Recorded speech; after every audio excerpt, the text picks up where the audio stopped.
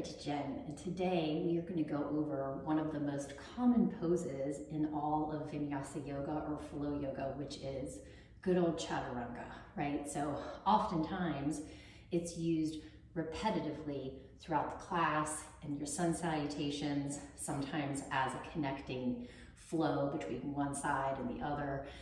And as a teacher who's been teaching since 2010, it is the pose that I've seen the most misalignments, and also when I was a practitioner earlier on, I had a shoulder injury from it.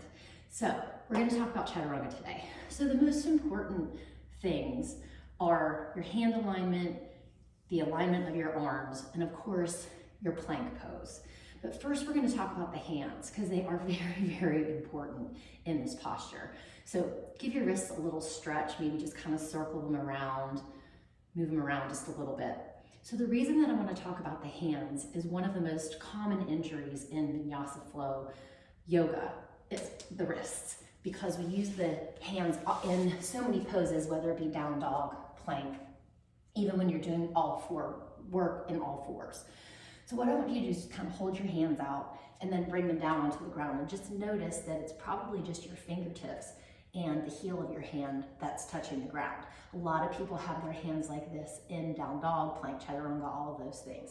Why is this not good? Because all of the weight in your upper body is going right into your wrist joint. So now let's try this. Hold your hands out, like I kind of like to say, it's like jazz hands, right? So the hands are in full extension, like over exaggerate. You're just kind of reaching out through your fingertips.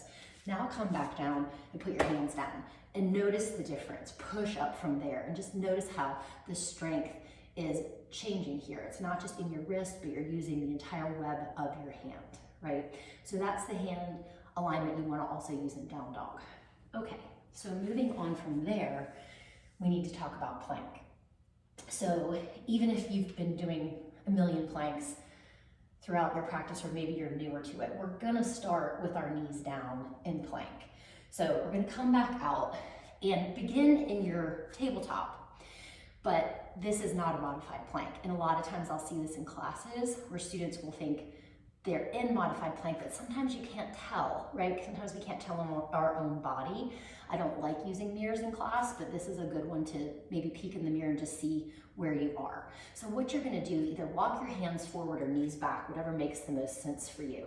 And then think about as if you had a tail like a dog, that you're gonna tuck your tail just slightly between your legs. So if you take a look from the head down to the low back, it's like I could roll a ball there, okay? So just notice, go from all fours and then come to this modified plank. What's going on with your legs here is also really important. So toes tucked under, I want you to push down into the balls of the feet, or you could have the tops of the feet down. That feels awkward in my body, but it may be okay in yours. Now, what's going on between the arms and the legs is your core. So pull your navel up and in, and just imagine all of your body, full strength right here. Okay, so that is your modified plank. We're gonna talk about full plank, and then we'll do Chaturanga in both. So give your wrists a little break. Circle them around, whatever feels good to you. It's really important to pay attention to what's going on in your wrists, because if we don't pay attention early on, then all of a sudden it's like, do we have tendonitis? Do we have bursitis? What's going on? So always be good to your wrists. So now we're gonna come into a full plank. If you're not working in full plank, just give a few seconds and we'll be moving on to Chaturanga. Same idea with your jazz hands, or almost like you're pressing down into the mat, down into the ground, okay? Shoulders are over wrists. Step one foot back, step the other foot back. So the same idea here in plank is you want the energy or your awareness to be going throughout your entire body. So a lot of times it's all forward in the hands, the legs aren't doing anything, the belly's dipping down. To change that, push through the heels of your feet, right? Push back, draw your shoulders forward, and then again, what's connecting it? The almighty core. So give yourself a break, circle through your wrists. So a way to see if you're really using your legs or not is you can slide back to a wall in your plank. Bring the soles of your feet to the wall, come into your plank, and notice what happens when you push your heels back into the wall. Don't lift your butt up like I just did, but push your heels back into the wall. So a plank is a really solid, full pose. That's why it's called a plank, right? A strong piece of wood. That's how we want our bodies to be. Okay, so now we have that broken down. Now we get to Chaturanga. So the next thing that tends to go wrong in Chaturanga is at the end of the day, a Chaturanga is a tricep push-up, right? It is not your traditional push-up with the elbows out. The elbows are coming in. So just for a moment with me, come back to your knees, and you're gonna bring your hands down to the mat, whichever way you wanna sit. And notice that when you put your hands down, naturally your elbows are gonna be pointing out to the sides. So what happens in Chaturanga, in order for the elbows to go straight back as you lower, you need to rotate your elbow creases forward. Draw your shoulder blades down your back so you've really engaged through the shoulder girdle and everything is solid and connected and is gonna go down as one, right? So let's try this now from our modified plank. So go ahead, walk your hands forward, toes are tucked under, belly's pulled up and in, rotate the triceps forward.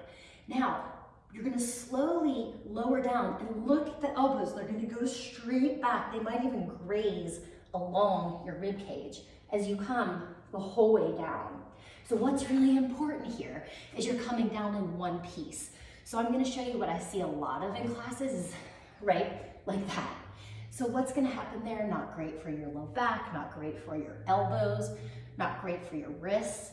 So what I want you to think about doing is lowering down in one long line. That's why there's so many Chaturangas in these classes, and we tend to see a lot of injuries, shoulders, wrists, from incorrect Chaturangas. Okay, so now we're gonna try the full Chaturanga. I have a couple tricks for you. So beginning, you could also have the idea of the wall behind the feet, pressing the heels back. You don't have to hold the plank as long as I'm holding it if you just want to be paying attention. Now, notice my shoulders are not coming up and over my wrists in the plank. They're coming right above the wrists.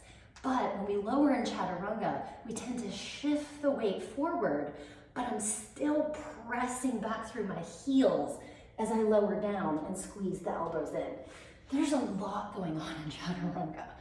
So think about that. Even as you pitch your weight forward to lower down, you need to keep the strength in your legs.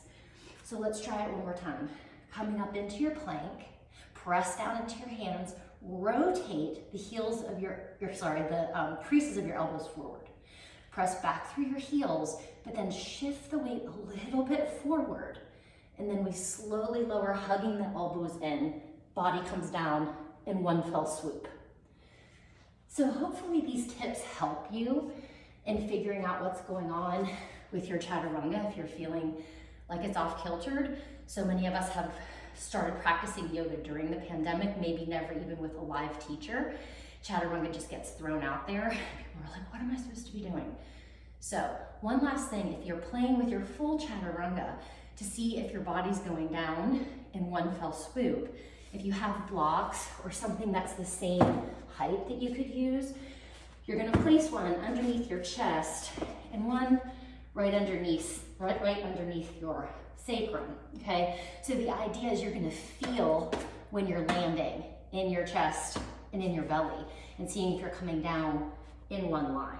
So in order to do this, your hands are gonna be above the top of the block. They're not gonna be next to the block on either side. Instead, they're ahead. Step back onto the balls of the feet. You may need to do a few times to adjust. And then as you slowly lower down, just notice my block was down too low, but just which body part touches first? My legs did, because I wanted it to be a little bit higher. So it's gonna be underneath your pelvis, and you're gonna slowly lower down and see if we hit at the same time. Hopefully that's helpful for you. So that is our little Chaturanga breakdown. I hope that it helps. Leave me a comment, let me know what you think, and I'll be coming back to you with another pose breakdown soon.